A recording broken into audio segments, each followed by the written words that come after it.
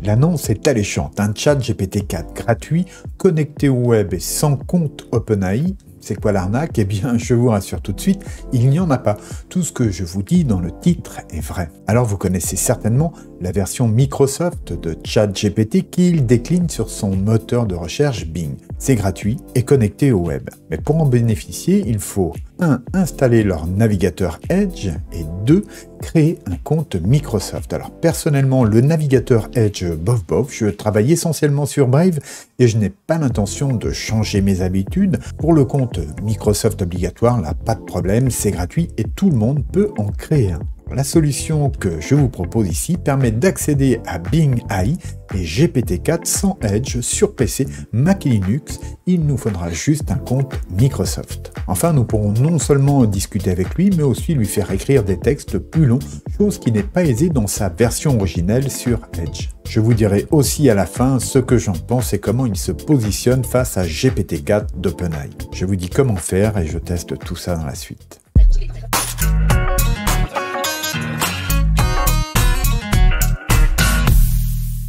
Si vous avez déjà testé Bing AI, vous savez que cet outil n'est pas un clone de ChatGPT de OpenAI. Il a plutôt été intégré au moteur de recherche Bing comme un assistant de recherche. Alors, ne vous attendez pas à avoir les mêmes possibilités, le côté conversationnel est plus restreint et la longueur des réponses est plus courte. Ceci dit, la solution que je vous donne ici permet d'améliorer cela. Vous me direz ce que vous en pensez en commentaire et l'on passe sur mon écran pour découvrir cela dès que je vous aurai présenté le sponsor de cette vidéo. Je vais à présent remercier le sponsor de cette vidéo qui est Keyfan. Windows 10 est l'un des systèmes d'exploitation les plus populaires au monde, mais depuis fin janvier, Microsoft a cessé de le commercialiser. Si vous ne voulez pas de Windows 11, vous pouvez toujours obtenir le 10 auprès de revendeurs tiers. Vous pourrez même économiser jusqu'à 190 € selon la licence Windows. Bien sûr, c'est totalement légal et sûr, et voici leur page Trustpilot dans le lien ci-dessous.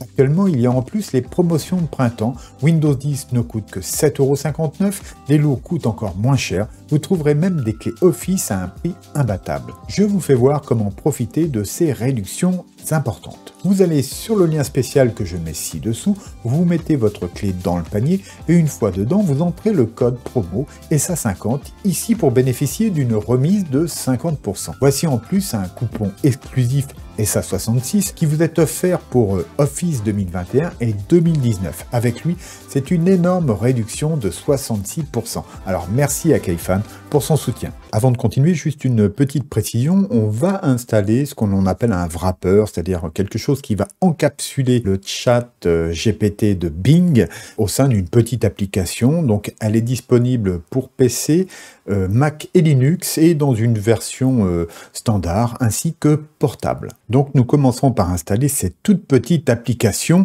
Voici ici l'adresse sur GitHub. Je vous mets évidemment le lien en description.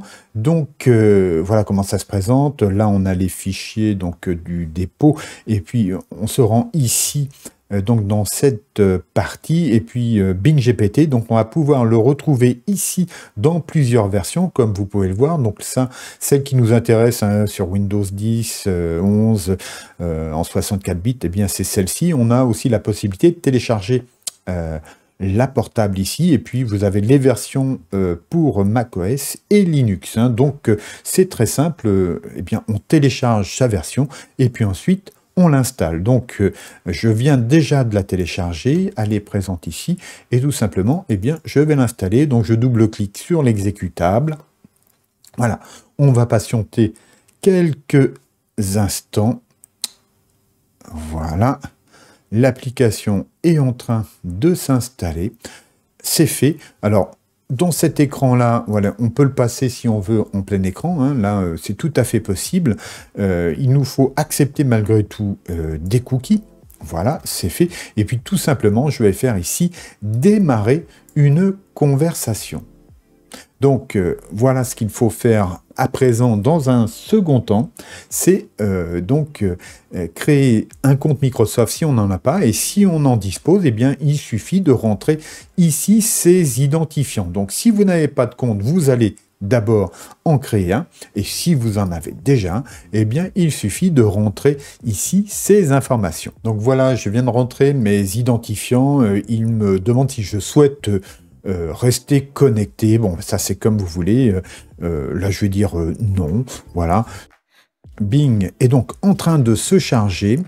Et nous voici à présent dans Bing GPT où nous pourrons donc interroger Bing AI. Une fois connecté, donc nous sommes devant cette interface. Là, je me suis mis en plein écran. Et vous pouvez voir ici que premièrement, on a ici une petite barre de menu avec deux entrées, le mode conversation et le mode rédigé. Donc on y reviendra tout à l'heure.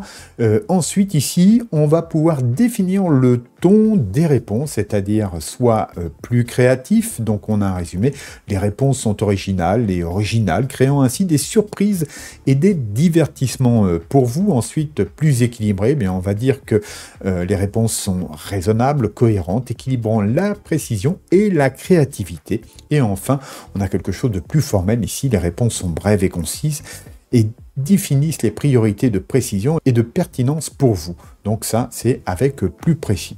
Ensuite, eh bien, c'est ici que nous poserons nos questions dans la discussion, dans la conversation avec Bing AI. Ensuite, si l'on passe à présent dans le mode rédaction, eh bien, on va avoir une interface légèrement différente. Donc, notre zone de prompt se positionne en haut. Il faut comprendre qu'ici, nous ne serons plus dans un mode conversationnel. Ensuite, en termes de ton, de tonalité de texte, vous voyez qu'on va avoir le professionnel, le décontracté, l'enthousiaste, l'informatif, le drôle, voilà. Et puis, on a ensuite 4 propositions de format, soit paragraphe, soit email, soit blog post, soit idée sous forme de liste, donc. Et enfin, on pourra choisir ici la longueur du texte, des textes générés. Ça va du court au moyen jusqu'au long. Et puis, tout simplement, une fois qu'on a réglé ici, eh bien, on fera générer un brouillon pour obtenir le résultat dans cette partie-là. On y revient tout à l'heure. Une petite chose que je vais vous faire voir aussi, c'est que du clic du bouton droit, on accède à un menu contextuel ici et on y trouvera des fonctionnalités pour recharger donc, la page, pour exporter nos générations, mais précision que ça, par rapport à mes tests, ça ne fonctionne que dans le mode conversation, dans le mode rédigé. J'obtiens des fichiers vides. On peut aussi décider que l'application soit toujours au-dessus des autres, ce qui peut être pratique parfois et ennuyeux dans d'autres cas. Ensuite, concernant l'apparence, eh bien, vous avez plusieurs thèmes. Donc, soit c'est le système, soit vous pouvez basculer ici en mode light ou dark. Et puis, vous pouvez changer donc la taille des polices. Vous pouvez remettre tout ça à 0, faire un retour au développeur de Bing GPT et puis savoir quelle est votre version actuelle. Alors, si vous souhaitez plus de vidéos sur cette chaîne et soutenir mon travail sur YouTube, je vous remercie de prendre quelques secondes de votre temps pour cliquer ci-dessous sur le pouce vers le haut, pour vous abonner si ce n'est pas déjà fait et pour activer la cloche qui vous préviendra des prochaines publications. Alors, c'est très important, cela m'aide beaucoup. Merci pour votre soutien.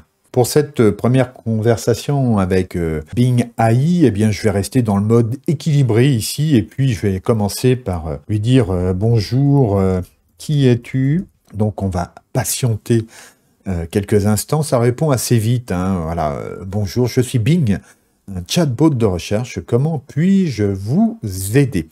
Et il me propose, comme vous pouvez le voir ici, des suggestions. Comment fonctionnes-tu? Tiens, pourquoi pas, demandons-lui. Ça m'évite de taper, c'est assez pratique.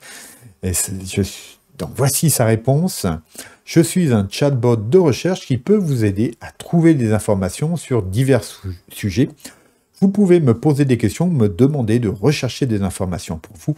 Comment puis-je vous aider aujourd'hui? Eh bien, c'est clair, il le dit lui-même, c'est un chatbot de recherche. Donc, on n'est pas dans un assistant conversationnel à proprement parler, comme les chats GPT. C'est une première différence. Donc, là, je vais lui demander tout simplement de écrire un article sur les avantages et les inconvénients de l'intelligence logiciel. Voilà, donc je valide, et on va voir ce qu'il est capable de nous produire comme article. Donc, vous pouvez voir qu'il se connecte au web, hein, puisque ce bot peut se connecter donc via Bing. Et voici donc le résultat. Qu'est-ce que l'on peut en dire? Eh bien que la réponse n'est pas si mauvaise que ça, mais elle est très courte. Je ne vais pas pouvoir en faire un contenu à poster sur un blog, hein. Ça me semble tout à fait impossible. Vous pouvez voir qu'il fait référence ici au contenu qui l'ont aidé à donner cette réponse. Mais si je lui demande par exemple de me le faire en 500 mots minimum,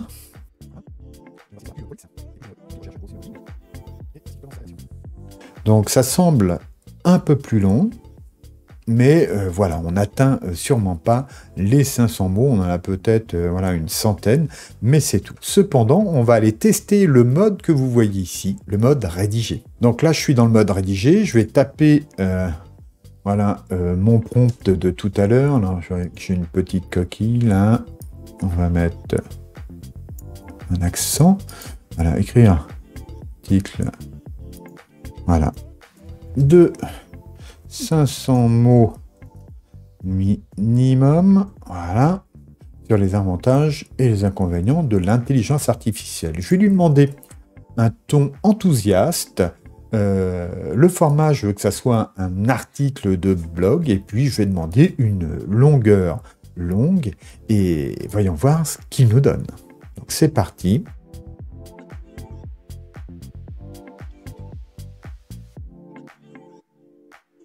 Et bien voilà le résultat, c'est quand même sensiblement plus long.